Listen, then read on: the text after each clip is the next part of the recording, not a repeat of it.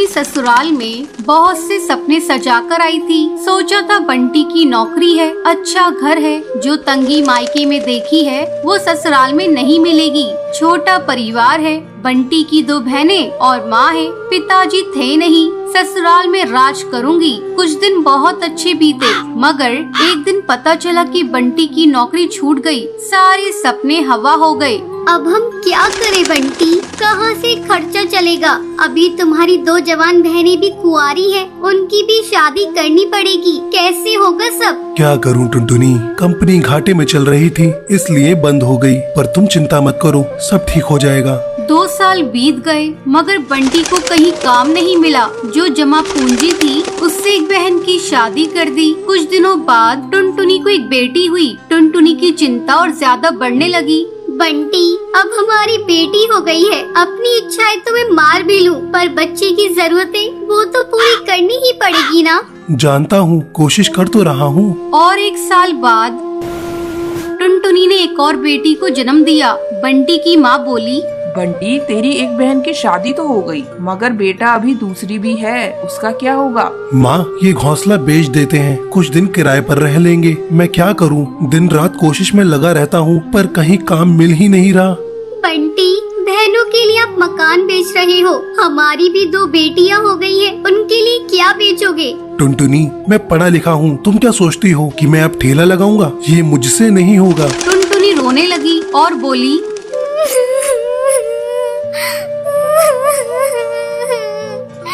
तो क्या मैं अपने बच्चों के लिए 10 रुपए के अनाज के लिए भी तरसती रहूं? दोनों बच्चियां दाने के लिए रोती रहती हैं। क्या पानी से उनका पेट भरती रहूं? जब तक कोई नौकरी नहीं मिलती तब तक तो कुछ कर ही सकते हो, या मुझे ही काम करना पड़ेगा? नहीं, हमारे घर की बहू बेटी बाहर काम नहीं करती। टुनटुनी बहुत दुखी रहने लगी। कुछ समय बाद घर बेचकर दूसरी बहन की शादी भी हो गई। अब तो रोज ही बंटी और टुनटुनी के बीच में लड़ाई रहने लगी। एक दिन बेरोजगारी से तंग आकर बंटी ने आत्महत्या कर ली। टुनटुनी के सारे सपने टूट गए।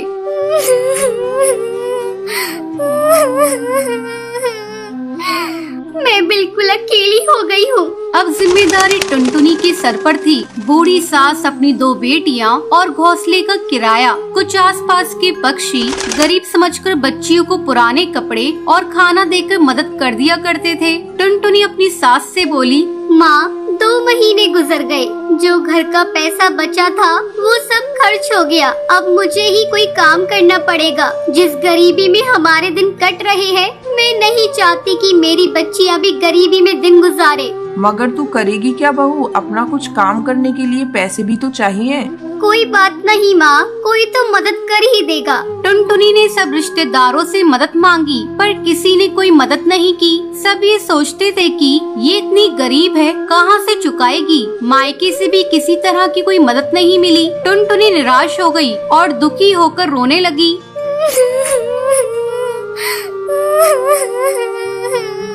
मैं अपने बच्चों को भूखा नहीं मरने दूंगी, कुछ ना कुछ करूंगी, पर इतने पैसों में क्या काम करूं? एक दिन उसे उसके ही जंगल का एक चिड़ा गोलू मिला। वो टुनटुनी की शादी से पहले टुनटुनी को बहुत पसंद करता था, लेकिन उससे कभी कुछ कह नहीं पाया था।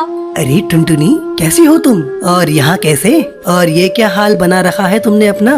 गोलू, मैं ठीक हूँ, यहाँ पास में ही मैं किराए पर रहती हूँ। मगर पति तो नौकरी करते थे, फिर किराए पर कैसे?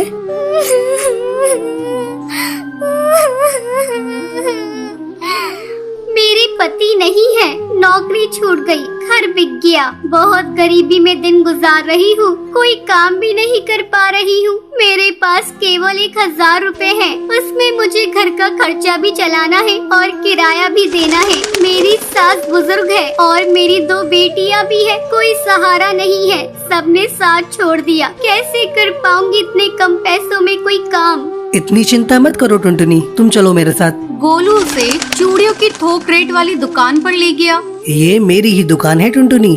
फ्री में देकर तुम्हारे आत्मसम्मान को ठेस नहीं पहुंचाना चाहता, इसलिए ये 1000 रुपए की चूड़ियां दे रहा हूँ। बाजार में इनकी कीमत बहुत ज्यादा है, पर मैं तुम्हें ये आधे रेट में दे रहा हूँ। लेकिन तुम इन्हें 20 रुपए दर्जन बेचना। ये बहुत सुंदर चूड़ियां हैं, पहले कम बेचना और जैसे ही मुनाफा दिखाई दे 30 रुपए दर्जन बेचना। टुनटुनी बहुत खुश हुई। उसकी सारी परेशानी का हल जो उसे मिल गया था, वो चूड़ियाँ बेचने लगी। चूड़ी ले लो, चूड़ी रंग बिरंगी चूड़ी ले लो, सुहागों वाली चूड़ी ले लो।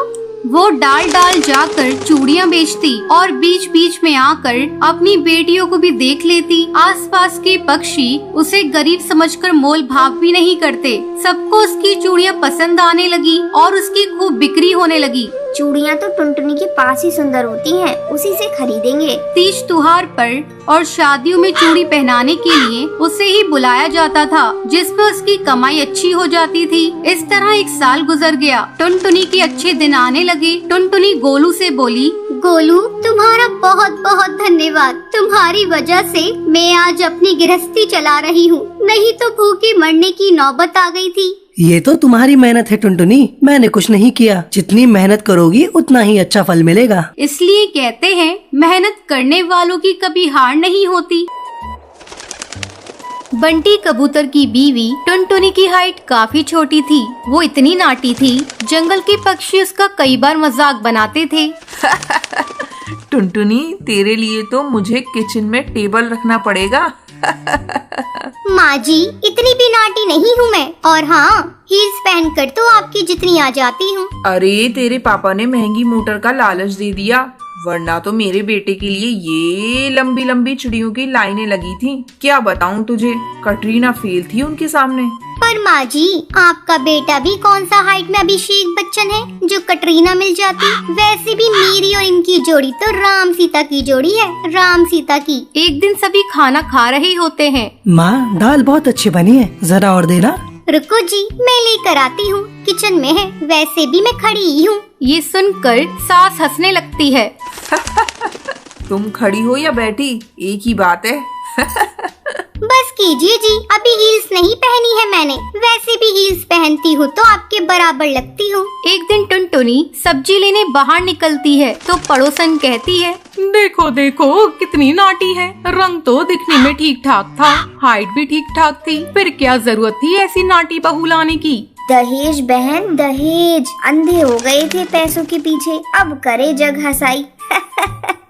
दोनों की बात टुनटुनी सुन लेती है और उसे बहुत गुस्सा आ जाता है। आंटी जी, एक बात बताओ, मेरे पापा के पास पैसे हैं, उनको अच्छी लड़की की तलाश थी, ये पसंद आए और शादी हो गई, इसमें मेरा क्या कसूर, ये जो आप लोग मुझे सुना रही हैं? अरे नहीं नहीं टुनटुनी, हम तो तेरी सास की बात कर रही थी। कितनी लालची औरत है। देखिए, वो लालची नहीं है, पर उनके कुछ शौक है जो वो अपने बेटे से पूरा करवाना चाहती है। और देखा जाए तो उसमें उनकी गलती भी क्या है भला। और इन्होंने मुझसे शादी की है तो जरूर कुछ न कुछ अच्छाई नजर आई ही होगी ना। और अब ना मैं आपकी बहू हूँ और ना ही आपके रिश्तेदारों को मुझसे मिलना है। फिर ये बात समझ नहीं आई कि आप इतना परेशान क्यों हो रही हैं। ये बोलकर टुनटुनी वहाँ से निकल जाती है। टुनटुनी, चलो जल्दी से तैयार हो जाओ, हम लोगों को पार्टी में जाना है। टुनटुनी तैयार होकर पार्टी में जाती है, जहाँ बंटी का दोस्त उससे कहता है, अरे बंटी, तू कितना लकी है यार, तेरी बीवी की हाइट इतनी कम है कि तुझे बच्चे की जरूरत ही नहीं,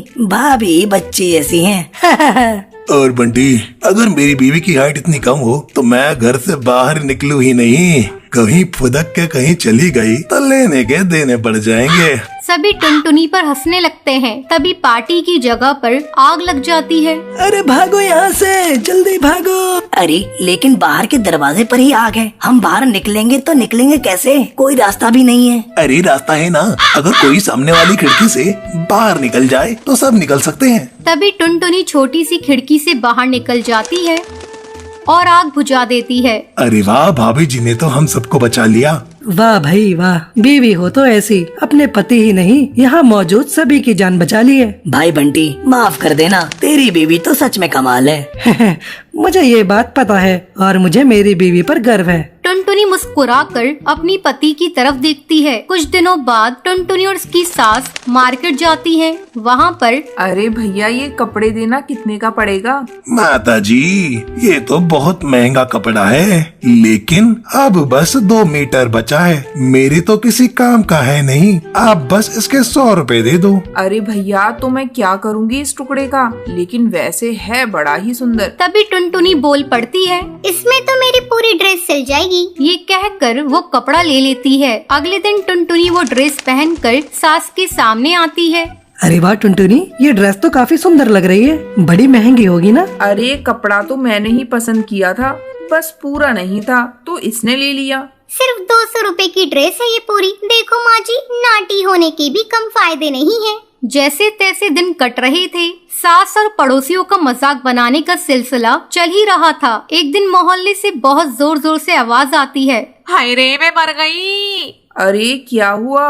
देखते हैं तो सभी गड्ढे के सामने भीड़ लगाकर खड़े होते हैं। मेरा बेटा इस गड्ढे में गिर गया। पड़ोसन जोर जोर से रोने लगती है। तभी वहाँ टुनटुनी आ जाती है। रोइए मत, मैं प्रिंस को लेकर आती हूँ। ये बोलकर नाटी सी पतली सी टुनटुनी चिड़िया गड्ढे में घुसकर बच्चे को बाहर ले आती है। तब क्या था, एक बार फिर टुनटुनी के लिए पूरा मोहल्ला तालियां बजाता है। मुझे माफ कर दो टुनटुनी, मैंने तुम्हारी हाइट का कितना मजाक बनाया था। कोई बात नहीं मासी, प्रिंस ठीक है, ये बहुत है। अब वो दिन आता है जब सास टुनटुनी की तारीफ करती है। वाह बहू वाह, तेरी तारीफें सुन सुनकर तो मैं बहुत खुश हो गई। आज तो तूने ये साबित कर दिया, समाज में परिंदे रंग रूप लंबाई ऊंचाई से नहीं बल्कि साहस और हौसले से काबिल कहलाता है। मुझे माफ कर देना बेटी।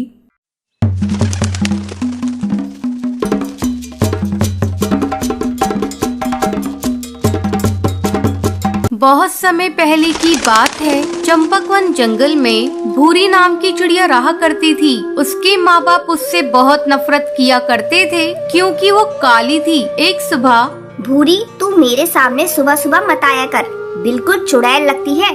कम वक्त पूरा दिन मेरा खराब कर देती है।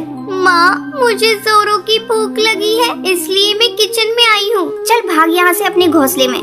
जिस खाने पर तेरी नजर जाएगी वो सब राख हो जाएगा। जब सभी लोग खा लेंगे तब मैं तुझे बुला लूंगी। माँ, तो मुझे इतना डांटती रहती हो और पिंकी को तो बहुत प्यार करती हो।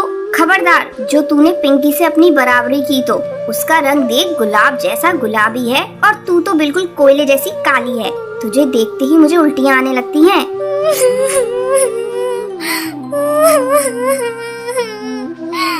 अपनी माँ की कड़वी बातें सुनकर भूरी रोती रोती अपने घोंसले में चली जाती है। जब सभी परिवार के पक्षी खाना खा लेते हैं तब उसकी माँ उसे बुलाती है। अरे करमजली, आकर खा ले और उसके बाद सारे बर्तन धो देना। ठीक है माँ। जब भूरी खाना खाने आती है,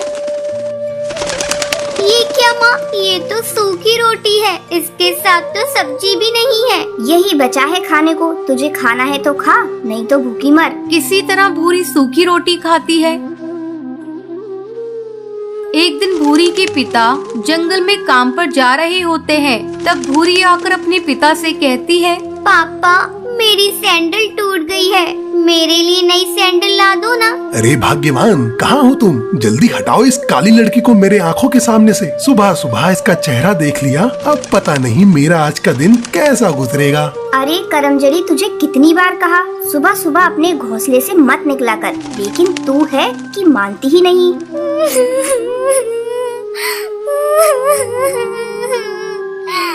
मैं इतनी बुरी हूँ तो मैं ये घर छोड़कर चली जा रही हूँ। हाँ हाँ, चली जा, तेरे चले जाने से यहाँ किसी को फर्क नहीं पड़ेगा। कम से कम तुझसे पीछा तो छूट जाएगा।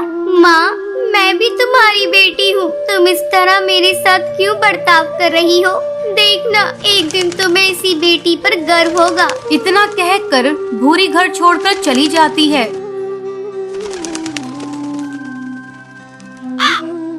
भूरी भटकती भटकती पास के एक जंगल में पहुंचती है। धूप के कारण उसके नंगे पैर में छाले पड़ जाते हैं।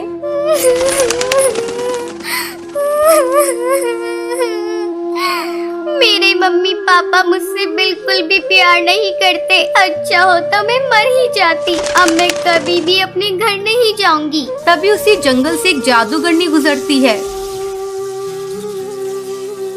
जब वो भूरी को जंगल में अकेली देखती है तो वो उससे पूछती है, बेटी, तुम इस घने जंगल में बैठी क्यों रो रही हो? मुझे बताओ तुम्हें क्या तकलीफ है, शायद मैं तुम्हारी मदद कर सकूं।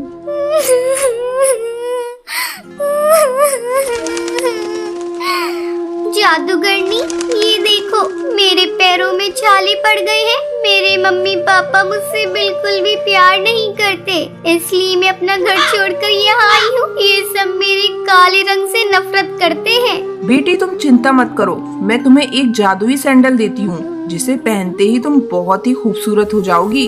फिर वो जादूगरनी भूरी को एक सैंडल देती है। बेटी ये सैंडल इसे पहन लो और अपने घर वापस चली जाओ। जैसे ही भूरी सैंडल को पहनती है वो खूबसूरत हो जाती है।